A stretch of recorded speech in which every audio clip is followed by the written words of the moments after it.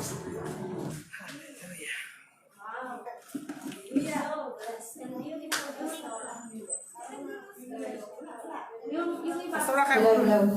Hallelujah. Praise the Lord. Saan mo ba? Ay, yung eyeglass ko na naman. Sandali. Sige na. Sa bag ko. Nakalimutan ko na naman. Sa bag. Hindi ko pala nakita. Sa loob. Sa black bag ko yan. Sir Florent. Tignan mo yung black. Black bag. Thank you. Praise the Lord. Sino ba ang napagpala sa inyo ngayong gabi? Amen. Amen. Alam mo na lahat po tayo ay napagpala ngayong gabi. Nawawala pa.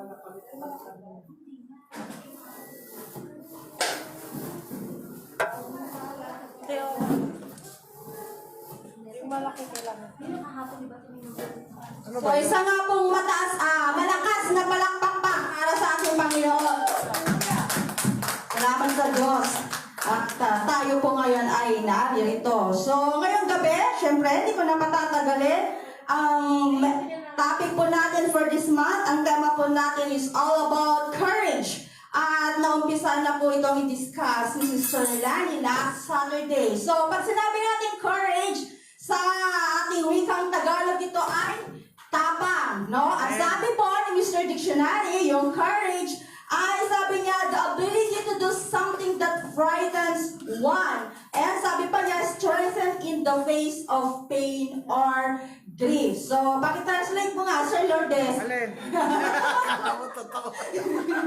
So, sabi niya, yung tapang daw ay meron kang kakayahan, tama ba?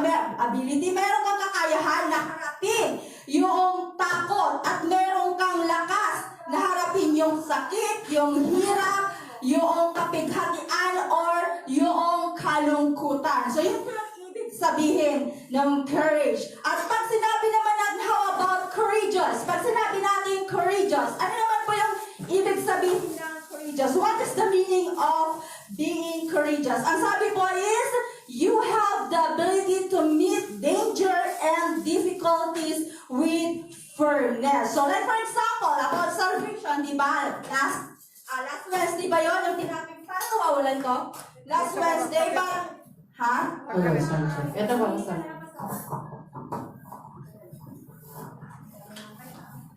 Di ba last Wednesday, tinapin ni Pastora about salvation? So, like for example, about salvation, no? Kung alam mo na ito yung solusyon, Sister Florence, so bakit hindi ka magsasalita, Sister May, na kung alam mo na yung mga tao na wala kay Kristo ay mapapahamak, so bakit ngayon hindi ka magsasalita? Bakit hindi ka ngayon mag-share ng salita ng ating pong Panginoong Diyos na kung alam mo na yun yung tanging solusyon para po sa kanilang makasalanang buhay? So bakit ngayon na hindi po tayo magsalita? Kawawa po yung mga tao na yun kung hindi po sila makakarinig ng salita po ng ating pong Panginoong Diyos. So dapat magkaroon tayo ng courage, di ba? Kaya lang kahit mga Kristiyano na ang tagal-tagal ng Kristiyano, meron pa silang takot na mag-share ng salita ng ating Panginoong Diyos. Aminin man natin at hindi, meron tayong takot, nahihiya tayo, di ba? Nahihiya tayo mag-share kahit nga may makatabi tayo sa bus, hindi tayo nagsasalita. Samantalang alam mo na yun yung tanging paraan para lang masolusyonan yung problema niya bilang isang makasalanang tao. Yun nga lang pagpo-post sa Facebook natin ang mga salita ng Diyos. Minsan, nahihiya pa tayo, no? Or kaya, hindi pa nga tayo mag-amen. Pero pag TikTok, hindi naman tayo nahihiyang i-post yun. Yung mga TikTok natin, hindi ko sinasabi na masama yun na, Sister Laura, ha? Hindi ko sinasabi, di ba? Hindi tayo, at ang dami nag-comments, no? Pag, wow, galing-galing naman yung sumaya. Pero pag salita ng Diyos, aba, isa, dalawa, tatlo, yung mag-i-email lang, no? Salamat sa Sister May, nag-i-email sa mga post ko. Pero alam niyo ba, sa bawat post ko, may prayer yan. Kapag nag-comment ka ako, ibig sabihin, Lord, i-bless mo Sister May. May love-love pa yan, di ba Sister May? I-bless mo siya. May declaration ako, nagdi-declare ako. Bago ako matulog, Lord, pagpalain mo yung mga salita ng nabasa nila. Ewan ko kung nabasa talaga ninyo. Pagpalain mo yung salita na nabasa nila, and i-bless mo po sila. Kasi maganda yun talaga tayo ay nag-declare ng blessing. Alam mo, pag nagsasabi tayo and God bless you, bumabalik din po sa atin yung declaration na yon. Kaya huwag po tayong mahiya. So yung pong tapang, no, pag sinabi nating tapang, hindi po ibig sabihin na kapag ikaw ay matapang, ay wala ka ng takot. No? Hindi po yun ang ibig sabihin na kapag matapang ka, ay wala ka ng takot. Yung pagiging matapang po is doing the right thing. Gagawin mo talaga kung ano yung tama, even in the presence of fear. Kahit na mayroon kang takot, gagawin mo kung ano yung tama. Yun yung sinasabi natin na totoong tapang. At lahat naman tayo ay nandun na natatakot. Hindi naman namin at hindi, kaya nga wala yung iba dito dahil natatakot sila dito pumunta sa church dahil may virus daw. O diba? Natatakot sila. So hindi, lahat tayo may takot. No? Hindi ibig sabihin na hindi tayo nakakaramdam ng takot dahil maging ang ating Panginoong Jesus ay natakot din. Diba? Sir Lord, sabi niya, if possible, sabi niya, let this cup pass by me, but not my will, your will be done. Sabi niya sa ating, sa kanyang ama, kung pwede, alisin mo sa akin itong kopang ito, itong sarang ito. Pero hindi yung kalooban ko, kundi yung kalooban mo. Kasi yun yung saro ng paghihirap. Natatakot din ang ating Panginoong Jesus na harapin niya yung kanyang nalalapit na kamatayan. Meron siyang takot. So, ganun din tayo, tao lang tayo na nandun din naman na meron po tayong hesitant. Pero kahit na meron po tayong hesitant, meron po tayong takot, is be courageous pa rin. Kailangan po natin maging matapang. So, be courageous of doing what is right, be courageous of doing what is necessary, and be courageous of declaring,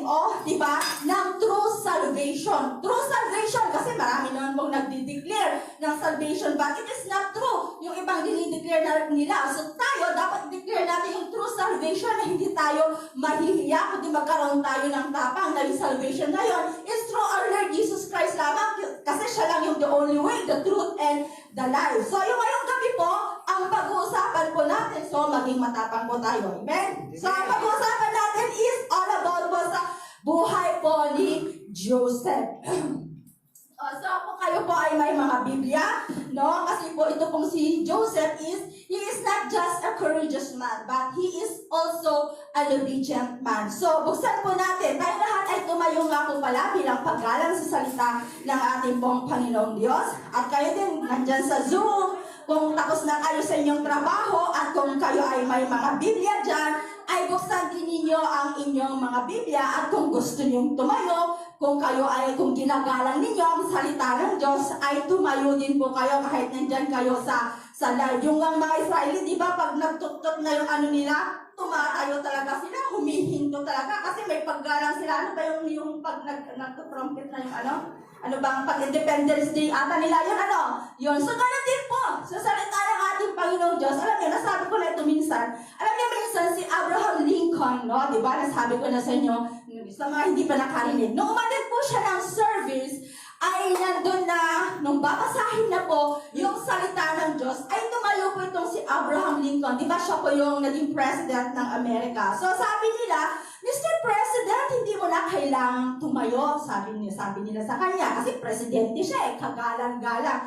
Pero sabi niya, kapag ako'y nagbibigay ng aking speech, kayo'y tumatayo at pumapalakpak. So bakit anong dahilan na hindi ako tatayo ngayon? Ngayong babasahin ang salita ng kataas-taasan. So tayo din po ay tumayo bilang paggalang sa salita ng Diyos. So Matthew chapter 1 verse 18 to 25. Sabi po dito, sa Matthew chapter 1 verse 18 to 25. So ganito po ang pagkakasabi. Now the birth of Jesus Christ was as follows after his mother Mary was betrothed to Joseph. Before they came together, she was found with child of the Holy Spirit. 19. Then Joseph, her husband, being a just man and not wanting to make her a public example, was minded to put her away secretly. 20.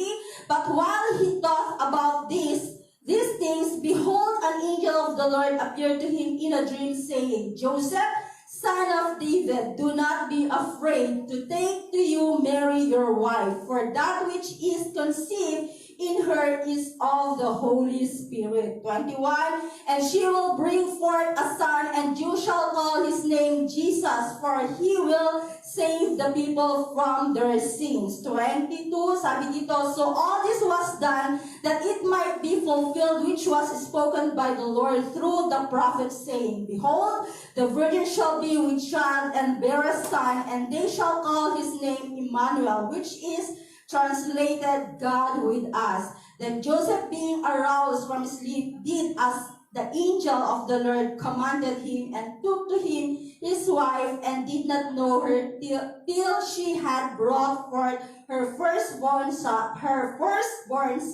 and he called his name Jesus. Tayo po ay manalangin. Lord, maraming salamat po, Panginoong Diyos, sa salita mo na nabasa ngayong gabi, O God. Lord, dalangin ko, Panginoong Diyos, na pagpalain mo ang mga salitang ito, O God. Lord, nakatayo ang iyong abang lingkod, O God. Dalangin ko, Diyos, na i-anoint mo po ako, Panginoon, na ikaw ang siyang makita sa aking buhay, O God. Na, Lord, yung mga salita mo na mamumutawi sa aking bibig ay maging pagpapala sa bawat isa sa amin na naririto, sa mga nasa live, sa mga nasa Zoom, O God. Hallelujah. Lord, alam ko po na wala po akong magagawa kung wala ka po sa aking buhay. Kaya, Panginoong Diyos, ikaw lang ang itataas ko at ikaw lang ang pararangalan ko, God. Dahil sa iyo, Panginoon, ang karapat-dapat na papuri, Panginoong Diyos. At Lord, dalangin ko, Panginoong Diyos, hallelujah, na wala pong aalis sa lugar nito na hindi po dala-dala ang iyong masaganang pagpapala. We thank you, Father God. In Jesus' name I pray. Amen. Tayo po ay umupo na. Hallelujah. So dito po sa passage na ating pong binasa ay hindi po dito binanggit kung saan nakatira ito pong si Joseph, no? Pero doon po sa Book of Luke ay binanggit dito ni Luke kung saan sila nakatira ni Mary before po na ipanganak ang ating pong Panginoong Jesus. At sila po ay nakatira, sila po ay taga Nazareth, no? Sabi po ni Dr. Luke, si Joseph at si Mary, sila po ay taga Nazareth. At ito pong si Joseph ay mahirap lamang po siya dahil sabi, ay sa description, ay isa po siyang carpenter. Sabi nga po dito sa Mark 6 verse 3, hindi ba ito ang karpentero? Yung tinutukoy dito na karpentero ay wala akong iba kundi si Joseph. Karpentero, anak ni Maria at kapatid ni Santiago, Jose, Judas at Simon. Dito nakatira ang kanyang mga kapatid na babae, hindi ba? At siya'y ayaw nilang kilalanin. So si Joseph po ay isang lamang po siyang karpentero. Pero kung titignan po natin ang line po ni Joseph, ay siya po pala ay galing po sa line po ni David. Dahil sabi din po dito sa passage na ating binasa doon sa verse 20, sabi niya, Jose, anak ni David. So ibig sabihin na siya ay anak ni David. Pag sinabi kasi natin anak, ibig sabihin ay lolo or kalululuhan. So yan po yung ibig sabihin niya dito. No? Mismo itong anghel ay nagpapatunay na siya po ay galing sa lahi po ni David. So ibig parang sabihin si Sir Lourdes, so may dugong bughaw din siya. No? Kasi mga kalululuhan niya pala ay mga hari. Dahil kung titignan mo talaga ang line niya, siya po ay galing ito si Joseph sa line po ni Haring Jeconias. So si Haring Jeconias po ay galing po siya sa line din po ni Solomon na anak po ni David. So ibig sabihin na siya ay galing sa kalululuhan. Ang tatay niya or ang kalululuhan niya ay si David po. So galing siya sa angkan ng mga hari. So meron din po siyang royal blood. At sabi po dito ni Matthew, according po sa kanya pong description, ay siya po ay isa pong matuwid. Matuwid po siya na tao. So ibig sabihin, pag sinabi natin pong matuwid, ay sumusunod siya sa Diyos. May takot siya sa Diyos. At nandun na nananampalataya siya sa ating pong Panginoong Diyos. At hindi lang po yun. Siya din po ay mabait. Siya din po ay mapagpakumbaba. At kung i-analyze natin itong passage na ating binasa, siya din po ay mapagmahal, Sister Nora, kasi ipinakita niya dito yung kanyang pagmamahal kay Maria or kay Mary. At hindi lang po yun. So si Joseph po ay mapagmahal, hindi lang siya mapagmahal, siya ay matuwid, siya ay matapat, mapagpakumbaba, masunurin. So ito po yung mga katangian na ginamit ng Diyos para maisakatuparan yung kanyang plano. So ang tema ko po ngayong gabi is courage to obey. So mayroon lang po akong tatlong ways, 3 ways to have a courage to obey. Number 1, what God says here. What God says here, sa sinasabi ng Diyos,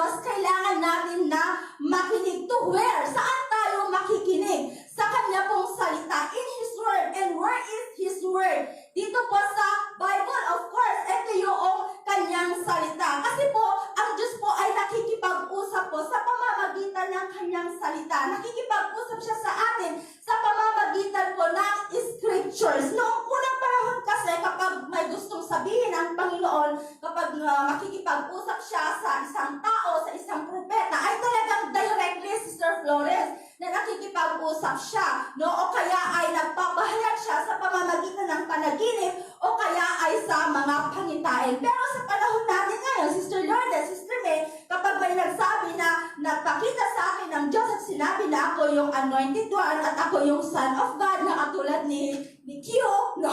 Kilala nyo na yun, ni Mr. Q o Pastor Q na yun, no? Huwag po tayong maniwala kasi lahat ng kapahayagan na gusto natin malaman ay nandito na po sa Biblia. Kaya tayo po ay nandun na maging katulad tayo po ni Joseph, na siya po ay nakinig. Joseph listened to the message of angel. At mababasa natin ito sa verse 18 to 20 kung paano siya nakinig doon po sa message po ng angel. Sabi niya, ganito ang pagkapanganak kay Jesucristo. Si Maria na kanyang ina at si Jose ay nakatakda ng pakasal. Ngunit bago sila nakasal, si Maria ay natagpo ang nagdadalang tao. Ito ay sa pamamagitan ng Espiritu Santo. 19, isang taong matuwid itong si Jose na kanyang magiging asawa. Ngunit ayaw niyang mapahiya si Maria, kaya ipinasya niyang hiwalayan ng lihim. 20, samantalang iniisip ni Jose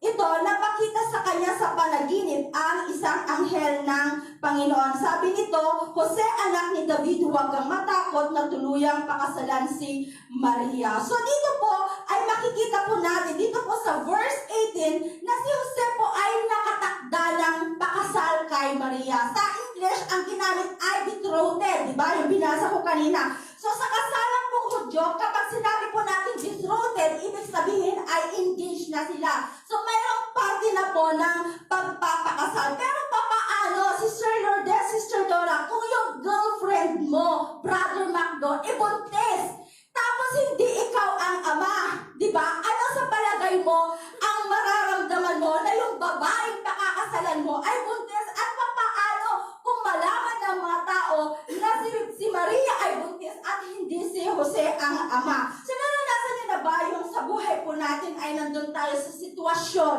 na kailangan po nating manindigan sa tama at kailangan nating manindigan sa kalooban ng ating pong Panginoong Diyos. At sa ating paninindigan ay nakasalalay doon yung ating reputasyon, nakasalalay doon yung ating kahihiyan, yung ating pananampalataya, yung ating trabaho, yung ating pamilya, or ang ating negosyo. Yun yung mga nakasalalay doon. Pero kailangan mong manindigan ng tama at magpasakop sa kalooban ng Panginoong Diyos. No? Sabi ko nga itong mga nakaraang araw, kasi yung auntie ko na nasa US, nagpadala ng pera kay mama. Pero sabi niya,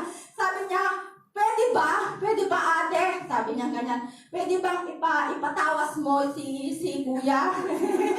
Ipatawas mo si kuya kasi may pneumonia. Kaya pinaprayer request, may pneumonia tapos yung pamangkin natin ay may sakit, may leukemia. Baka sakaling humaba pa yung kanilang buhay. Sabi niya ganyan, mama, sabi ko naman, kung binigyan ka lang ng pera para lang magpatawas, abay, ibalik mo sa kanila ang pera, manindigan ka kung ano ang tama dahil alam mo na yan ay kinasusuklaman ng ating pong Panginoong Diyos. Sabihin mo sa kanila na mas malaki ang magagawa ng panalangin. So yun yung sinabi ko sa kanya. So itong sinanay ko, paano ko kaya sasabihin? Siyempre nahihiya siya, ayaw niya mapahiya dahil nung kasakit siya, may nagpadala ng $300, ng $200, mga nandun sa US, sila yung nagpadala. So siyempre parang ayaw niya silang pahiyain. Sabi ko, manindigan ka kung anong tama. Sabi ko ganyan. Di bali na, sanay naman tayo sa hirap eh. Sabi ko ganyan, di bali na sila hindi magbigay. Basta gawin mo kung ano yung tama. Kung minsan nandun tayo sa sitwasyon na gano'n, di ba? So kailangan natin manindigan. Pero nung nag-text naman daw siya dahil hindi niya makayang tawagan, sabi niya, ay, oo manang, tama ka. Sabi naman gano'n niya. Sige, wag mo na isipin yung sinabi ko. So, dapat talaga nandun na yung paninindigan natin sa tama. Yung pag-obey natin, kailangan natin maging matapang talaga. Magkaroon tayo ng courage to do the will of God. At sa pagiging matapang natin, yung tipong hindi mo na talaga iisipin yung sarili mo. Minsan, Sister Flores, masunod mo lang, hindi mo, yung kalooban ng Diyos, hindi mo na iisipin yung kahihiyan mo, di ba? Or nandun na, hindi mo na, basta yung isip mo lang ay masunod yung kalooban ng Diyos. Sabi ko nga, nag-iisip ako kagabi, di ba, tumawag kayo kung pupunta ako dito. Sabi ko, paano ba yan, sabi ko, pag-iisipan ko, di ba, Sir Lourdes? Siyempre, kailangan ko muna manalangin kay Lord ko, ano ba talaga? Kailangan ko ng direction ng Lord, hindi naman basta aarangkada na lang ako, di ba? So, Panginoon, yung pupuntahan, kailangan manindigan ako, di ba? Maninindigan ako sa gawain mo. Sinong tatayo? Panginoon. Sabi ko, okay naman kung pwede ako mag-live na lang, di ba, Sister Flores? Eh di nakakahiya sana, Sister Flores. Pumunta si Sister Nora, Sister May, Sister Bell, tapos ako wala dito. O di ba, so, buti na lang at nagpaderek ko sa Panginoon. Nung tumawag sila kaninang umaga, sabi ko agad, oo, pupunta ako. Sabi ko, ganyan, no? Pero sinabi ko na sa inyo kagawin, sulyos na, okay, pupunta ako. Ganyan. So, may risk, di ba? Di ba? Hindi mo na alam, kung minsan hindi mo na isipin yung sarili mo na, ay, baka nga mahawa ako ng corona na yan, di ba? Pero, yan doon yung maninindigan ka minsan ng tama na hindi mo na isipin yung kung ano ba yung kapahamakan na pwedeng mangyari sa'yo. Dahil yung sa puso mo, sa isip mo lang, ay sundin yung kalooban ng Diyos. So, balik na po tayo doon sa betrothed. Balik tayo doon sa betrothed. Sa betrothed po, ito po yung kasalang, sa kasalang Hudyo ay mayroon daw pong dalawang yugto. Ito pong kasalang Hudyo na tinatawag na Kiddushin at Kupa. Hindi ko tama, hindi ko alam kung tama ko rin. Kupa o Kupa? Kupa? Oo, Kupa. So yung Kiddushin, ito yung kasunduang pagpapakasal na meron ng kasulatan, no? Meron na silang kasulatan or contract. So ito yung kontrata na merong dahilan na kapag naisip yung lalaki na, ay, hindi pala ito yung type ko.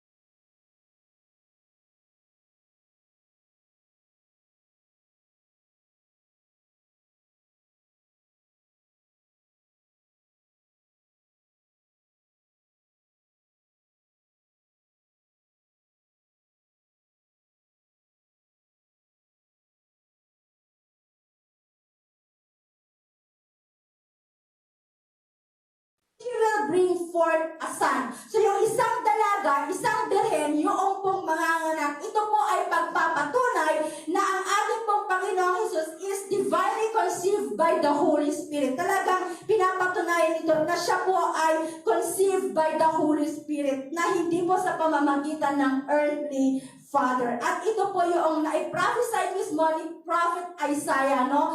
700 years before po naipanganak ang ating pong Panginoong Hesus. The birth of our Lord Jesus Christ was for a divine purpose and to fulfill the prophecy. So ang ating Panginoong Hesus po is isinilang for God's eternal plan for mankind. At ang ating Panginoong Hesus ay isinilang na nandun na ito po ay isinilang siya, at dito po si Joseph, ito yung minimeditate niya, ito pong pagsilang ng sanggol na ito. At si Joseph po ay binigyan po siya ng instruction na sabi ng angel na ang ipapangalan niya doon sa bata ay papangalanan niya Jesus. So napakagandang pangako po ito na panghawakan, hindi lang po ni Joseph, kundi tayo din po. At napakagandang revelasyon din po ito para kay Joseph, kasi po para po sa kanya ay nandun na nagdadalamhati siya dahil nga po sa kalagayan po ni Maria, na yung babaeng minamahal niya pala is napaka-unfaithful, pero hindi pala siya unfaithful dahil siya po ay naghihilang sa pamamagitan po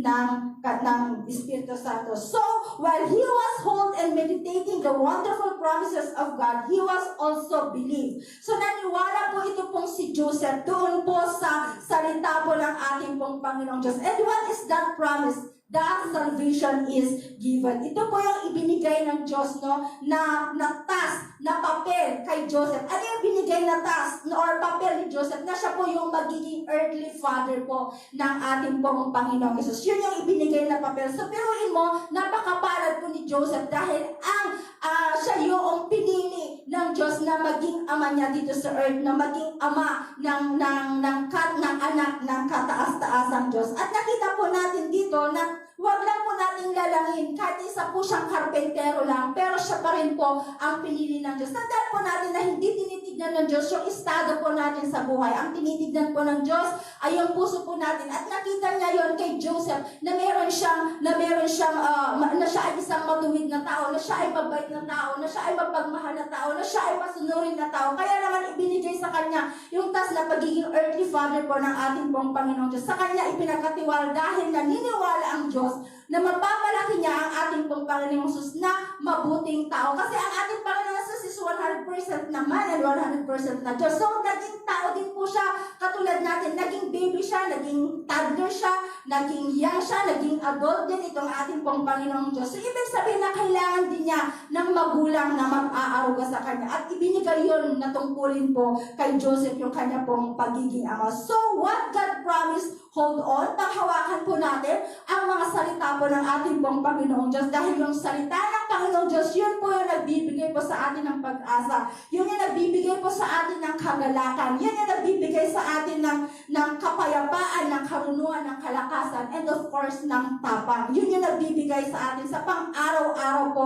natin na buhay. Para sa anumang dumating na sitwasyon sa buhay natin, anumang sitwasyon na problema natin, ay kaya natin harapin dahil binigyan po tayo ng tapang, ng courage ng ating pong Panginoon Diyos. So, minsan ay marami pa rin pong mga Kristiyano ang desperate. Bakit po? Kasi hindi po nila pinanghahawakan at hindi po nila pinapaniwalaan po ang salita ng Diyos. Na imbes na i-meditate nila yung promise ng Lord, panghawakan nila yung promise ng Lord, pero they are doubting. Nagda-doubt pa rin po sila, no? Instead na sila po ay magtiwala sa salita ng Diyos. So, dapat tayo po bilang mga Kristiyano ay magtiwala lang po tayo sa pangako ng Diyos, panghawakan po natin, and nandun na tayo po ay manampalataya. At katulad po ni Joseph, siya po ay pinanghawakan niya yung pangako na yun ng Diyos. Nanampalataya siya. He believed na yung Messiah ay ipapanganak, no? Wala pong iba kundi ang ating Panginoon. And number 3, what God's command, obey. Kailangan tayong mag-obey sa command po ng ating pong Panginoong Diyos. Na mababasa po natin dito sa verse 24 to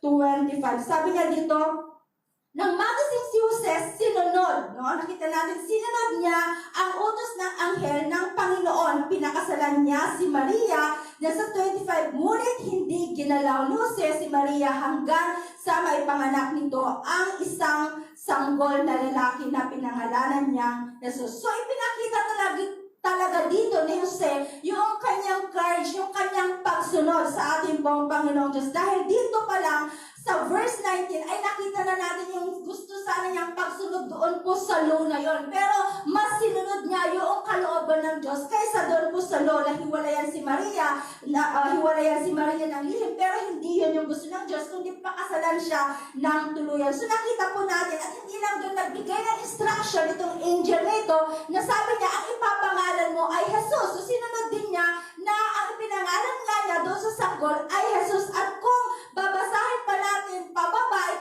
ito pong Matthew from chapter 1 to chapter 2, ay makita pa rin po natin yung tuloy-tuloy po na pagsunod, pag-obey nito pong si Joseph. Dahil doon po sa chapter 2, ay makikita po natin na nandun yung nung ipinanganak ng ating Panginoong Jesus sa Bethlehem at yung may tatlong makay na nagbisita, no, yung 3 wise men. After that, nung tatlong makay na yun na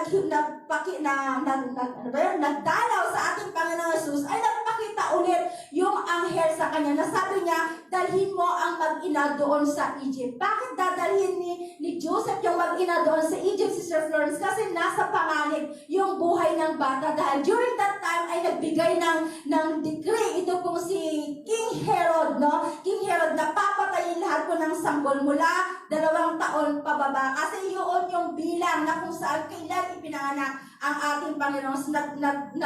Ano sila doon sa tala na lumabas, no? Kung kailan lumabas yung tala na yun. At nabilang nila na 2 taon. So doon sila nagbilang. So hindi madali kay Joseph na dalhin si Maria at si Jesus doon sa Egypt, Sister May. Dahil nasa panganib sila, nasa panganib yung buhay. Kapag nahuli sila, ay maaari pa rin po silang mamatay. Pero kahit nasa panganib yung buhay po ni Joseph dito, ay nandun na, nag-obey pa rin po siya sa sinabi ng Panginoon. After that, ay sinabi na naman ng angel, no? Bumalik na kayo sa Israel sapagkat wala na yung nagtatangka sa buhay ng bata. Namatay na siguro, malaki na noon si Jesus nung sila po ay bumalik po doon po sa Nazareth. Kung dito, titignan po natin ang kasaysayan talaga ni Joseph, ay bihira lang po siyang nabanggit. Dito lang po siya sa Matthew or sa Luke, kasi mga synoptic gospel ito. Dito lang po siya nabanggit at napaka-ikli po yung kanyang role, di ba? Napaka-ikli, pero napaka-importante, napakahalaga yung role niya sa buhay po ng ating pong Panginoon. Alala ko nga yung pinost ni Pastor na tapos na yung role ni Pastor din dun sa kanyang buhay. So, kanon din, no, yung role dito ni Joseph, dito lang sa kapanganakan ng ating pong Panginoong Diyos. And after that, ay hindi na nabanggit yung kanya pong pangalan. Pero nakita po natin yung kanyang pagiging obedience, yung kanyang pagiging courage, no, na he obeyed God even he know he is in danger for the sake of the child, the Savior. Nasa danger, kahit nasa panganib yung kanyang buhay, pero nandun pa rin nag-obey siya, alang-alang lang sa bata. And he obeyed even shame for the sake of Mary. Kahit na siya po ay nasa puntong kahihiyan na, pero nag-obey pa rin po siya, alang-alang po kay Mary. Ma-cover lamang yung kahihiyan na yon, kahit na siya yung mapahiya na, no? Biruin niyo yun, yung ginawa na yon. Kung wala kang tapang, kung wala kang courage, hindi mo ito magagawa, Sister Bell, na ibigay yung buhay mo para lang sa sanggol na ito or para lang kay Mary na ito. Pero prinotektahan niya itong mag-inang ito, si Mary, para lang maipanganak, magkaroon po tayo ng tagapagligtas. So makita po natin dito na kahit mapapahamak na si Maria, pero nandun si Joseph, yung kanya pong pagtatanggol. So tayo din, kailangan din po tayong matutong sumunod sa ating pong Panginoong Diyos, na katulad po ni Joseph. Hindi po tayo nandito para lang makinig ng salita ng Diyos. Hindi kayo nandun sa Zoom, pumasok sa Zoom para lang makinig sa salita ng Diyos. Kundi kailangan natin sumunod, no? Hindi lang tayo mga hearers, kundi tayo po ay mga doers po talaga ng salita po ng Diyos. Kasi kung hindi po tayo, kung tagapakinig lang tayo at hindi tayo sumusunod, so makikita useless din yun, Sister Lourdes, no? Kung tayo lang lang din po ay tagapakinig. So kailangan magkaroon po tayo ng courage. We need to have that courage to obey the word of God. Na katulad po ni Joseph na kailangan nating sumunod. Mahirap man ito kahit hindi po natin maintindihan. Na katulad po ni Joseph, hindi rin niya naintindihan kung ano yung nangyayari. Masakit para sa kanya, mahirap para sa kanya, pero kinakailangan pa rin niyang sumunod. So tayo din po, kailangan din po tayo. So mayroon tayo, alam natin sa sarili natin kung meron tayo na hindi nasusunod sa salita ng ating pong Panginoon. Kaya nga niya ibinigay yung 10 utos para po tayo magkaroon ng susundin para maging maayos yung buhay po natin. Pero ang tanong, nasusunod ba natin yung 10 utos na yon or dalawa na lang, di ba, love God and love other people? Bakit ibinigay yon ng Diyos para maging maayos po ang ating pong mga buhay? So tayo din saliksikin po natin ang ating pong mga sarili kung nasusunod ba natin talaga yung pong salita ng ating pong Panginoong Diyos. Kasi sabi ng Panginoon, sabi niya dito sa John 14, no, kung tayo ay tunay na nagmamasa, kung mahal mo ako, ay susundin mo ang aking mga utos. So mahal po ba talaga natin ang ating pong Panginoong Diyos? No, Sister May, mahal ba natin si Lord? No, susundin natin dapat yung kanyang mga utos, no?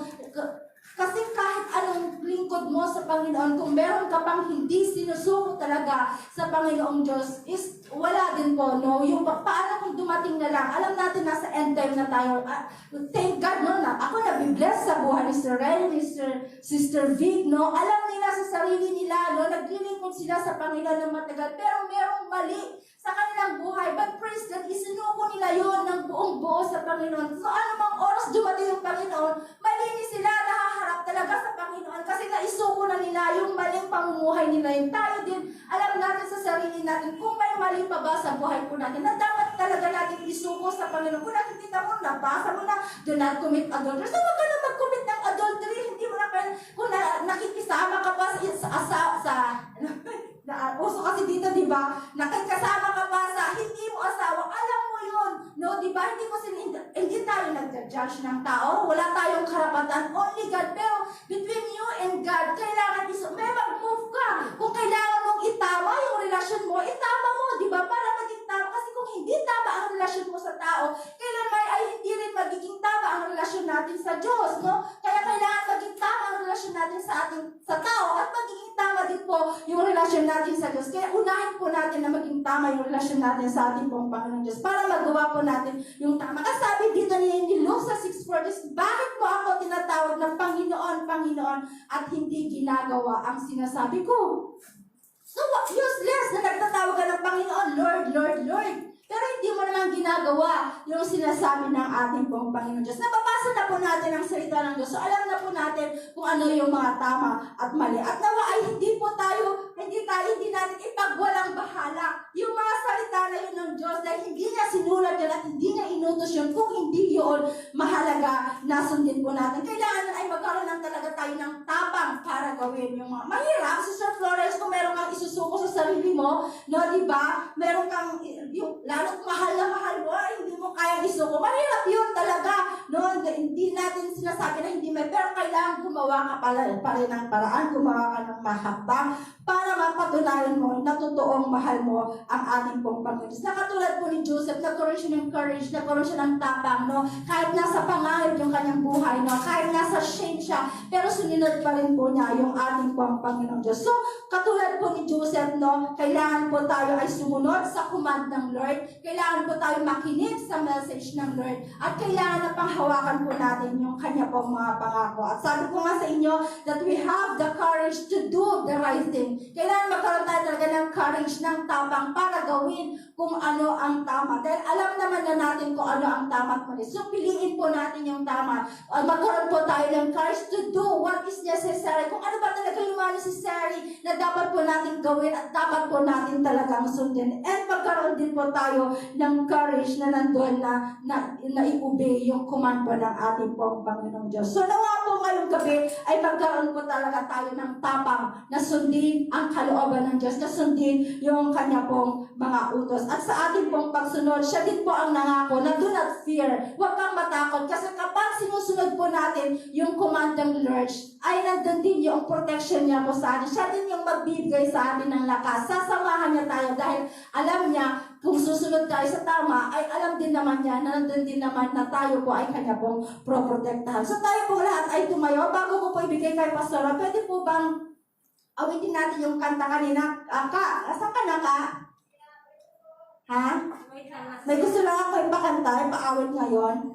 Yung kanina, no? Wait lang. Ano siya? Andiyan na siya.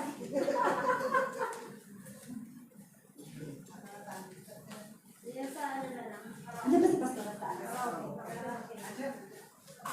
So, bago ko po ibigay kay Pastora yung final conclusion, gusto ko lamang pong ipaawit tong awit na ito, na nawa tayo pong lahat ay hindi po tayo matakot na sumunod sa kalooban ng Diyos. Magkaroon tayo ng courage, ng tapang para sundin yung kanya pong mga utos na katulad po ni Joseph na siya po ay naging obedient.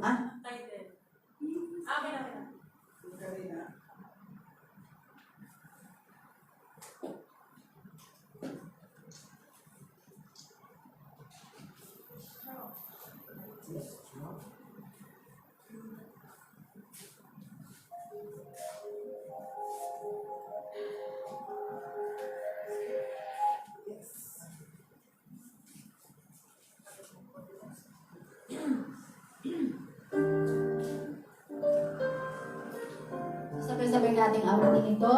Nawa ay, ang awit nito ay magbigay kalakasan po sa bawat isa sa atin.